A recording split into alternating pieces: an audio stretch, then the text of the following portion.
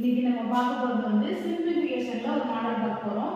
After interchanging the given two numbers 3 and 6, what will be the value of put 6 plus 7 into 3 minus 8 divided 4 னு கொடுத்திருக்காங்க. இதோட value என்னன்னு கேக்குறாங்க. First நமக்கு என்ன கொடுத்திருக்காங்க? After interchanging the given two numbers 3 and 6. 3 ஐயும் 6 ஐயும் இன்டர்சேஞ்ச் பண்ண சொல்லிருக்காங்க. அப்போ 3 இருக்கிற 6 இருக்கிற இடத்துல 3 போடணும், 3 இருக்கிற இடத்துல 6 போடணும். போட்டு நம்மளோட மாடிஃபை பண்ணி நம்மளோட ஈக்குவேஷன் எடுத்தாச்சு. இப்போ இத வந்து நம்ம சால்வ் பண்ணனும். இது சிம்பிளிஃபிகேஷன்றதுனால போர்மாஸ் மெத்தட் எடுத்துறோம். போர்மாஸ் மெத்தட் படி ஃபர்ஸ்ட் நம்ம வரக்கூடியது டிவிஷன் தான் வரும்.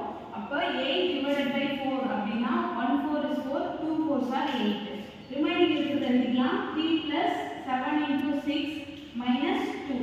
நெக்ஸ்ட் வந்து மல்டிப்ளிகேஷன் வரும். 7 into 6 வந்து 42 வரும். So 42 அப்படினா 3 plus 42 minus 2.